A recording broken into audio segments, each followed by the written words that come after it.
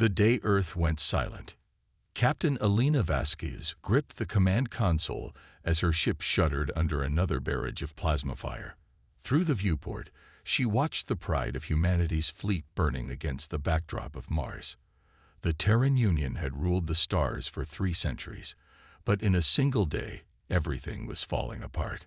"Captain, we've lost contact with the flagship Aurora," reported Communications Officer Torres, his voice barely steady. "The entire Third Fleet is gone." Elena's jaw tightened. The Aurora had carried Admiral Harrison and 5,000 souls. Now it was just scattered debris drifting in the cold vacuum of space. She had served under Harrison for 10 years. He had been like a father to her, and now he was gone, along with humanity's best hope for victory. The enemy fleet stretched across the horizon like a plague of metal locusts. The hegemony had come without warning, without negotiation, without mercy. 3 alien species united in their hatred of humanity. The insectoid Vracti with their swarm tactics, the crystalline Zephyrians with their energy weapons, and the massive Gorvani with their impenetrable armor. Together, they commanded technology that made human ships look like toys. "Set course for Earth," Elena ordered. "We need to warn the home fleet." But as they jumped through hyperspace, Elena knew they were too late. The hegemony had planned this perfectly. Multiple fleets striking simultaneously at every major human world. By the time they'd reached Earth's orbit, the blue marble was already surrounded by alien ships, and the orbital defense platforms were burning like dying stars. The emergency channels crackled with desperate voices. New York was under bombardment. London had gone silent. Tokyo was evacuating underground. The proud cities of humanity were falling one by one. And there was nothing Elena could do but watch her species' greatest achievements turn to ash. "Captain, we're receiving a coded transmission from Earth," Torres announced, his hand shaking as he worked his console. "It's from Section 7. Elena's blood ran cold. Section 7 was the military's most classified division, dealing with experimental weapons and technologies so dangerous that most officers didn't even know it existed. If they were broadcasting, it meant the situation was beyond desperate. The voice that came through was calm despite the chaos. "This is Dr. Marcus Chen, Section 7 Research Division. All surviving Terran forces converge on coordinates I'm transmitting now. We have something that might change the course of this war." Elena stared at the coordinates. They led to a location in the Rocky Mountains, deep underground. She had never heard of Dr. Chen, but Section 7 didn't recruit amateurs. If they had something that could help humanity survive this nightmare, she had to take the chance. "Plot a course for those coordinates," she ordered, "and prepare for atmospheric entry." Her ship, the Defiant, was one of only 12 vessels that managed to escape the orbital battle. As they descended through Earth's atmosphere, Elena could see the devastation below. Cities burned like funeral pyres, and alien atmospheric fighters hunted for survivors like vultures circling carrion. The coordinates led them to what appeared to be an abandoned mining facility in the Colorado Rockies. But as they landed, hidden doors opened in the mountainside, revealing a landing bay that could accommodate dozens of ships. The technology was clearly human, but it was unlike anything Elena had ever seen in her 20 years of service. Dr. Marcus Chen was waiting for them in the hangar. He was younger than Elena had expected, perhaps 40 years old, with intense dark eyes and the pale complexion of someone who spent too much time underground. He wore a simple lab coat over military fatigues, and there was an urgency in his movements that spoke of sleepless nights and desperate research. "Captain Vasquez," he said, somehow knowing her name despite never having met her. "I'm glad you made it. We don't have much time." "Doctor, what is this place?" Elena asked as she followed him through corridors carved from living rock.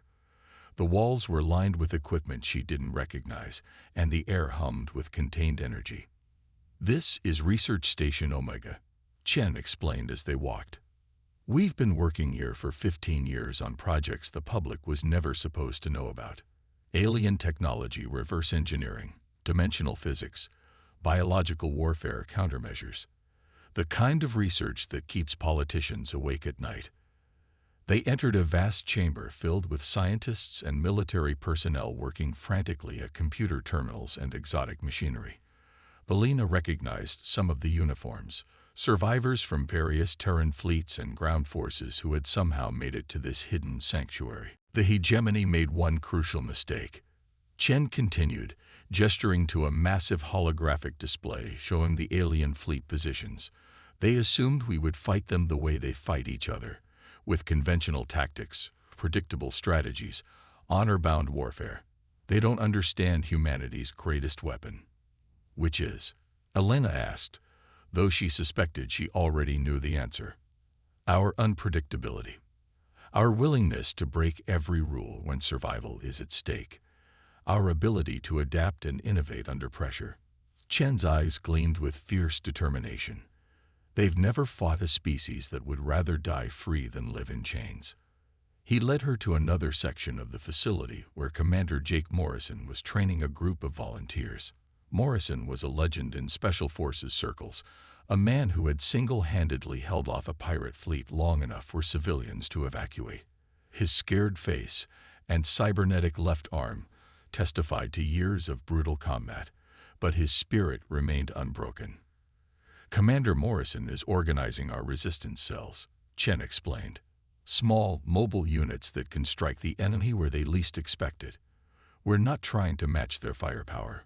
We're going to make them afraid to leave their ships. Belina watched as Morrison demonstrated close-quarters combat techniques adapted for fighting aliens. The Vrakti were fast but fragile. The Zephyrians were powerful but slow to adapt. The Gorvani were strong but predictable. Each species had weaknesses that could be exploited by humans willing to think outside the box. Captain, we need experienced fleet officers to coordinate our orbital operations, Chen said. I won't lie to you. This is a suicide mission. The odds of survival are minimal. But if we can show the galaxy that humanity refuses to surrender, maybe other species will find the courage to resist the hegemony as well. Elena looked around the facility at the faces of the people working there. Scientists, soldiers, civilians, all united by a common purpose. They had lost everything, their homes, their families, their civilization. But they hadn't lost their humanity, and they certainly hadn't lost their determination to fight back. What do you need me to do? Elena asked. Chen smiled for the first time since she had met him. Help us turn this defeat into humanity's greatest victory. In the communications center, Zara Al-Rashid was working to establish contact with resistance cells around the globe. She was brilliant, multilingual, and had an uncanny ability to jury-rig communications equipment from spare parts. Before the invasion, she had been developing new forms of quantum encryption for the Terran military. Now she was using those same skills to keep the human resistance connected across a hostile world. We have cells active on every continent, Zara reported to the assembled leadership. Australia, South America, Africa, Asia, Europe, everywhere the hegemony has landed, humans are fighting back. They're using guerrilla tactics, hit-and-run attacks, sabotage operations. The aliens control the cities, but they can't control the countryside. Elena studied the global situation display. The hegemony had overwhelming technological superiority, but they were trying to occupy a planet of 8 billion humans who had no intention of surrendering. It was like trying to hold water in a sieve. The more pressure they applied, the more their controls slipped through their fingers. The key is coordination, Chen explained. Individually, our resistance cells are just an annoyance. But if we can coordinate our attacks, share intelligence, strike simultaneously across multiple fronts, we can force the hegemony to spread their forces thin. And when they're stretched to the breaking point, that's when we hit them with everything we have. Elena nodded slowly. It was an audacious plan, born from desperation but grounded in sound military principles. The hegemony expected humanity to fight like other species they had conquered, with traditional tactics and predictable strategies. They weren't prepared for a species that would adapt, improvise, and refuse to accept defeat, even in the face of overwhelming odds. "All right, Doctor," Alina said. "You have my ship and my crew. Let's show these aliens what it means to fight humanity." As night fell over the devastated Earth, the real war was just beginning. Rising from the ashes, 3 months after the fall of the Terran Union, the galaxy had learned to fear the sound of human laughter. It meant someone was about to do something completely insane, and it usually ended with alien ships exploding in creative ways. Alina Vasquez crouched in the maintenance tunnel of a hegemony supply depot. Her team of human saboteurs spread out behind her like shadows. They had been operating behind enemy lines for weeks, and the aliens were starting to show signs of paranoia. Good. Paranoid enemies made mistakes, and humans were experts at exploiting mistakes. "Zara, what's the status on their communications?" Elena whispered into her comm unit. "Their encryption is child's play," came the reply from Zara al-Rashid, who was monitoring from a hidden bunker 50 kilometers away. "I've been reading their messages for days. They're frustrated, confused, and starting to doubt their intelligence reports. Apparently, humans don't fight the way their tactical manuals predicted." Elena smiled grimly. The hegemony had conquered 17 different species over the past millennium, each time using the same playbook: overwhelming force, followed by systematic occupation and eventual integration into their empire. But humans weren't following the script. Instead of cowering in defeat, they were becoming more dangerous with each passing day. The depot below contained enough supplies to support a hegemony battle group for months. Destroying it would force them to extend their already stretched supply lines, making them vulnerable to further attacks. But the real prize wasn't the supplies themselves. It was the psychological impact of proving that nowhere was safe from human determination. "Dr. Chen, are you ready with the surprise package?" Elena asked. "Affirmative," came Chen's voice through the comm. Over the past months, he had been working with captured hegemony technology, reverse engineering their weapons, and finding ways to turn their own tools against them. The man was a genius at understanding alien psychology and exploiting their blind spots. "Remember, the Vrakti rely on pheromone communication," Chen continued. "I synthesized a compound that will trigger their panic response. When they smell it, their instinct will be to scatter rather than fight as a coordinated unit. Evolution is a wonderful thing when you know how to hack it." Alina's team moved into position.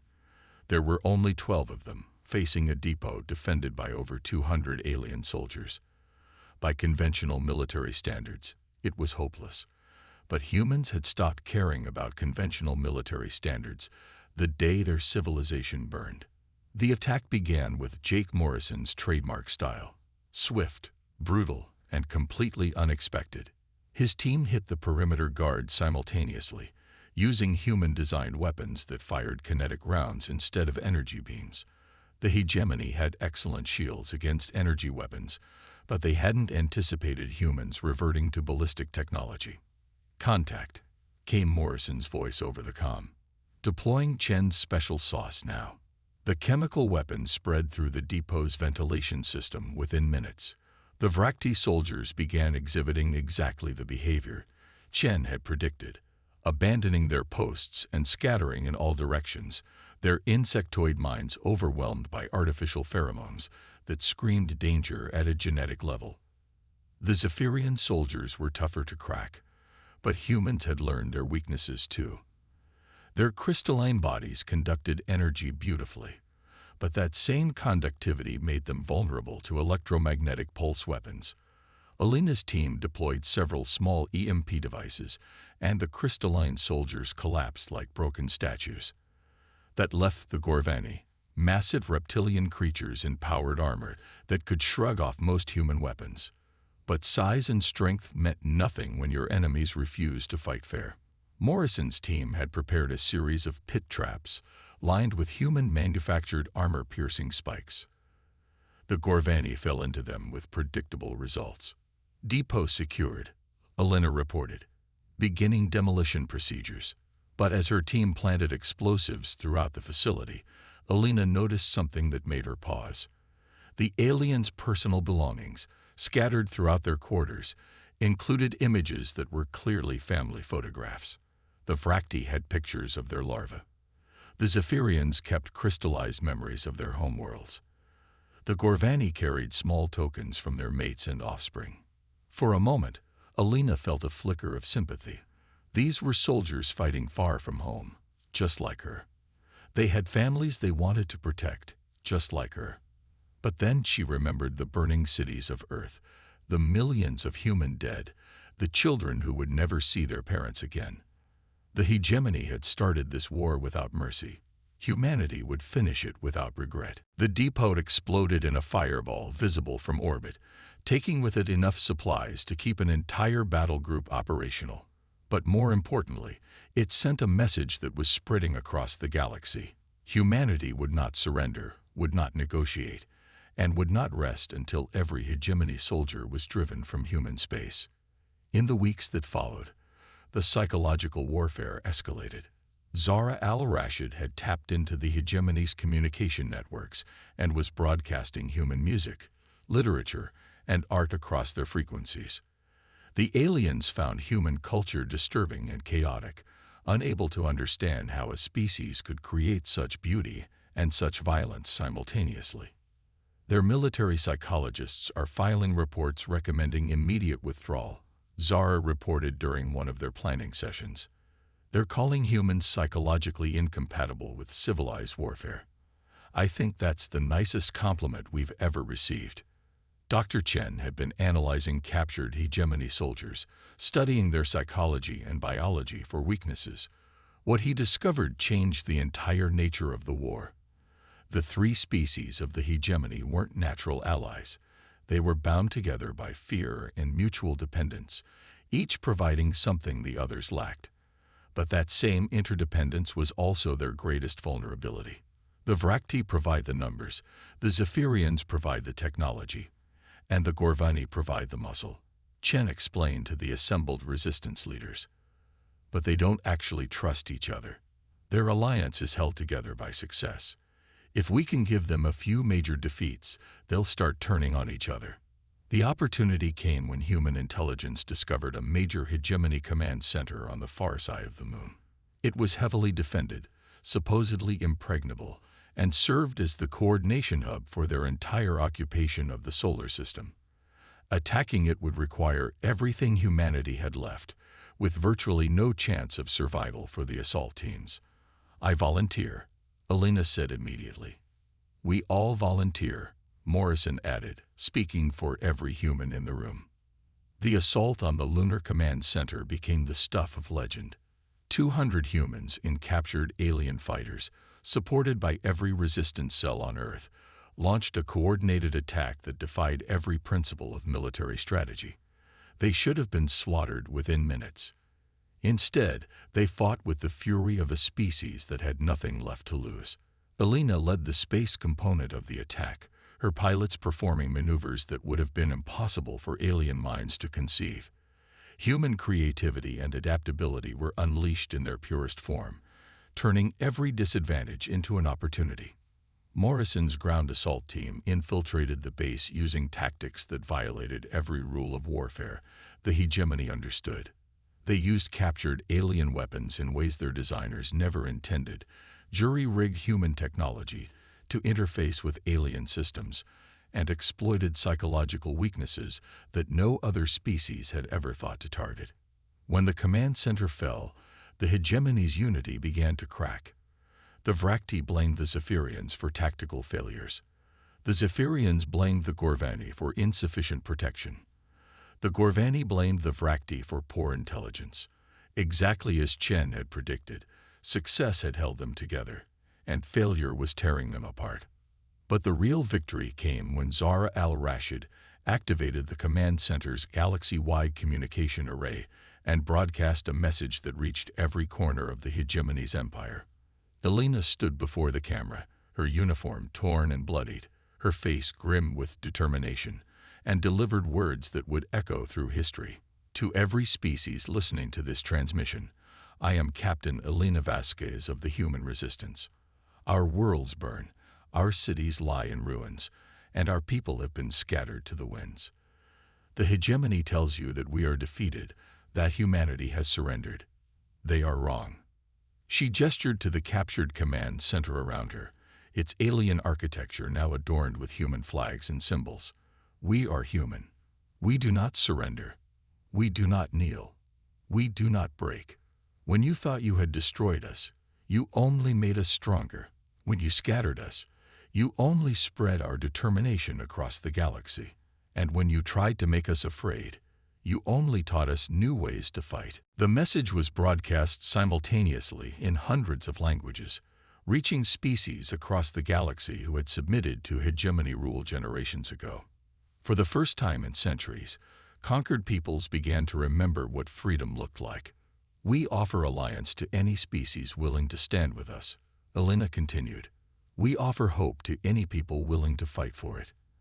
And we offer this promise to the hegemony. You wanted a war with humanity. Now you have one.